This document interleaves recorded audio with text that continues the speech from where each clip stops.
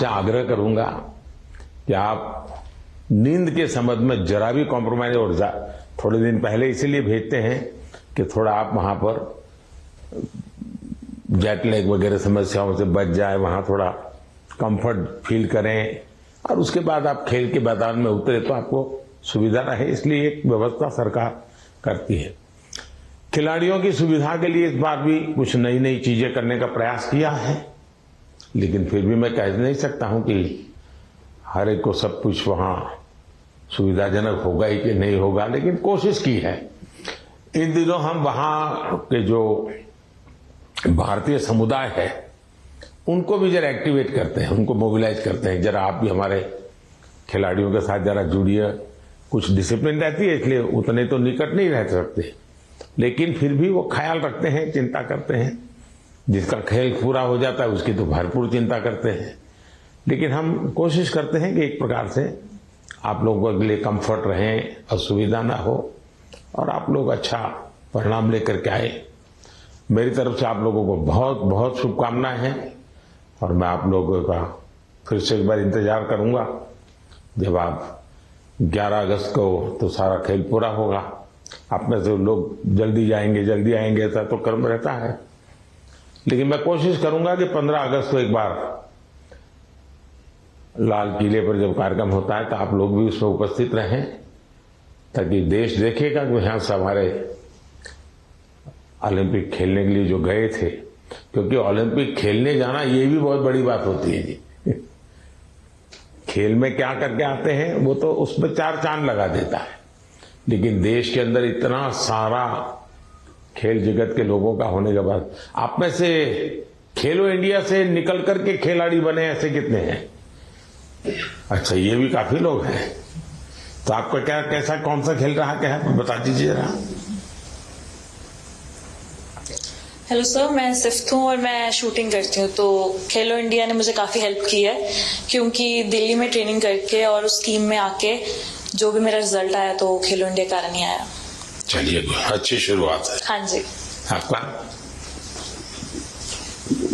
नमस्ते सर, मेरा नाम मनु भाकर है। मैं शूटिंग में ही अभी दूसरा ओलंपिक मेरी इंडिया को रिप्रेजेंट करूंगी।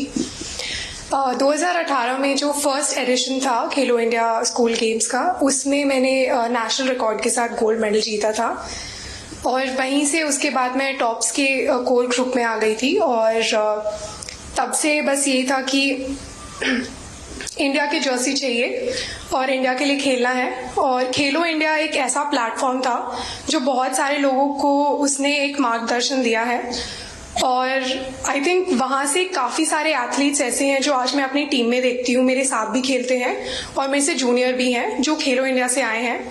और उसकी एक बड़ी स्टेप होती है टॉप्स, जो मुझे 2018 से ही उसका सपोर्ट मिला है, और मैं बहुत ही शुक्रगुजार हूँ कि इनकी सपोर्ट की वजह से जो एक खिलाड़ी की छोटी छोटी समस्याएं होती हैं वो उनका हल निकाल देते हैं। तो आई थिंक बहुत मेजर रोल प्ले किया है मेरे लिए तो खेलो इंडिया ने और टॉप्स ने।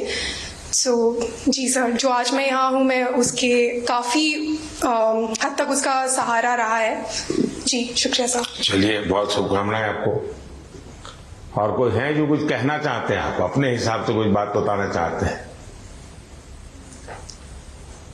हाँ, नमस्कार सर, मैं हरमनप्रीत सिंह हूँ हॉकी टीम से। तो सर, लास्ट टाइम जो हमने ओलंपिक में ब्रॉन्ज मेडल जीता था 41 ईयर्स के बाद, तो वो बहुत हमारे लिए प्राउड मोमेंट थी। एंड क्योंकि हॉकी की जो हिस्ट्री है वो बहुत बड़ी रही है, एंड इस बार कोशिश बहुत अच्छी चल रही है। एंड फैसिलिटीज की बात करूं, सब दिख रहे हैं। हाँ जी। आपकी टोली। तो फैसिलिटी सर, हम बेंगलोर साई में रहते हैं, तो one of the best facilities हमें मिल रही हैं। जैसे आपने रिकवरी के बारे में बोला, स्लीप के बारे में बोला, और वहाँ पे जो हमारा रिकवरी का है, फूड से लेकर सारा कुछ सर बहुत अच्छा मिल रहा है हमें। और इस बार भी हम पूरी अपनी मेहनत कर रहे हैं, एंड टीम हमारी जो है बहुत स्ट्रांग है। तो उम्मीद करते हैं सर इस बार और बेहतर करें और देश के लिए मेडल लेके आए सर। शायद किसी एक खेल पर सबसे ज्यादा देश का प्रेशर है तो हॉकी पर होता है, क्योंकि देश के सब लोग मानते हैं तो हमारा खेल है, हम कैसे पीछे रह गए। सबसे ज्यादा प्रेशर रहता है हॉकी के खिलाड़ियों पर, क्योंकि देश का हर बच्चा ये मानता है ये तो हमारा खेल है, ये हम कैसे हार सकते हैं। बाकियों में तो कहते हैं हाँ भाई चलो हमारे लोगों ने कोशिश की, प्रयास किया, निकाल रहे हैं, कि हॉकी के विषय में कॉम्प्रोमाइज नहीं करते और इसलिए उनको मेहनत भी ज्यादा करनी पड़ती है। लेकिन मेरी शुभकामना है, मुझे आप पक्का करके लाओगे, मुझे पूरा भरोसा है। Thank you sir, thank you. चलिए साहब, मैं आपसे यही कहूंगा कि ये देश के लिए कुछ कर गुजरने का एक अवसर होता है।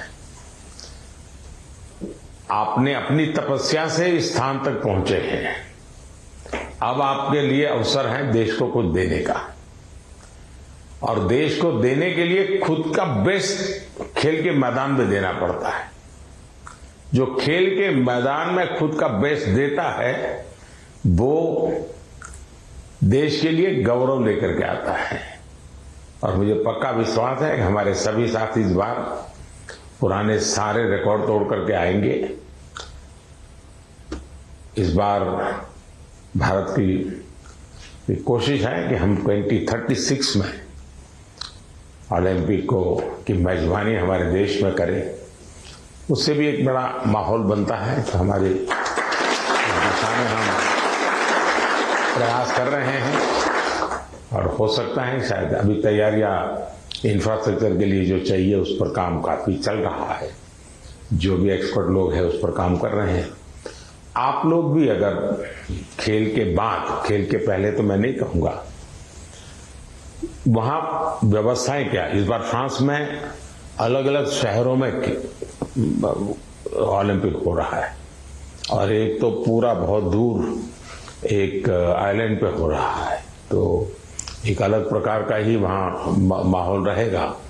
लेकिन फिर भी वहां की व्यवस्थाओं में अगर आपकी रुचि हो, उसको ऑब्जर्व करें, उसको अगर नोट करें, क्योंकि खिलाड़ियों से जो इनपुट मिलता है, तो जब हम 2036 की तैयारी करेंगे वो इनपुट बहुत काम आएगा कि भाई वहां ये था, वहां वो था, वहां इस चीज की कमी थी, वहां उस चीज की कमी थी।